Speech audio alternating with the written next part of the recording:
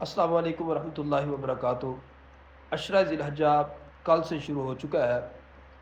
بڑے مبارک دن آ گئے ہیں، اللہ کے بڑے پسندیدہ دن ہمارے پاس پہنچ چکے ہیں۔ یہ دن اللہ کو بڑے پسند ہیں، یہ راتیں اللہ کو بڑی پسند ہیں۔ آپ نے اس میں ایک بڑا خصوصی کام کرنا ہے۔ اگر آپ بھلائی حاصل کرنا چاہتے ہیں، کامیابی حاصل کرنا چاہتے ہیں، تو یہ 10 دن بڑے قیمتی دن ہیں۔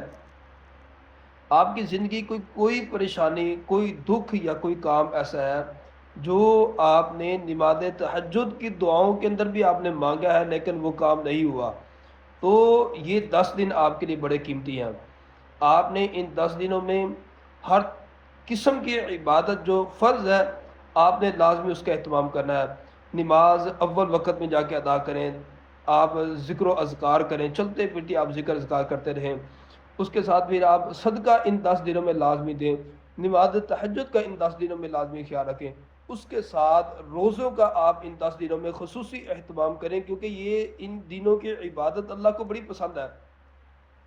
پھر اگر کوئی آپ کی زندگی کی وہ پریشانی ہے جو آپ نے بڑی بڑی دعائیں کر کے بھی دیکھا ہے لیکن وہ جو ہے نا مشکل دور نہیں ہوئی، تو آپ نے ان 10 دنوں میں خصوصی طور پہ تہجد کا ٹائم آپ نے دعاؤں کا اہتمام کرنا ہے۔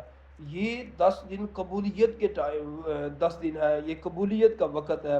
آپ اس میں جو بھی اللہ سے مانگیں گے انشاءاللہ اللہ آپ کو عطا کرے گا۔ بڑی برکتوں والا دن ہے۔ محمد رسول اللہ صلی اللہ علیہ وسلم کی حدیث ہے، اللہ کے پاک پیغمبر ارشاد فرماتے ہیں کہ ان 10 دنوں کی عبادت اللہ کو ساری سال کی عبادت سے زیادہ پسند ہے۔ صحابہ کرام فرمانے لگے اللہ کے نبی بڑی بڑی عبادتوں سے بھی زیادہ؟ اللہ کے پاک پیغمبر فرمانے لگے جی اللہ کی بڑی بڑی عبادتوں سے بھی زیادہ ان 10 دنوں کی عبادت اللہ کو پسند ہے۔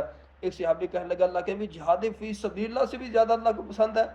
اللہ کے پاک پیغمبر فرمانے لگے ہاں، جہاد فی سبیل اللہ سے بھی زیادہ اللہ کو یہ 10 دنوں کی عبادت پسند ہے۔ ہاں، ایک ایسا بندہ جو باہر نکلا جہاد کے لیے، مال بھی لے کے، جان بھی لے کے، حتیٰ کہ وہ لڑتا لڑتا شہید ہو گیا، اس کا تو الگ رتبہ ہے نا، لیکن جو غازی بن کے واپس آیا اس سے زیادہ اللہ کو یہ 10 دنوں کی عبادت زیادہ پسند ہے، اللہ کو زیادہ پسندیدہ ہے۔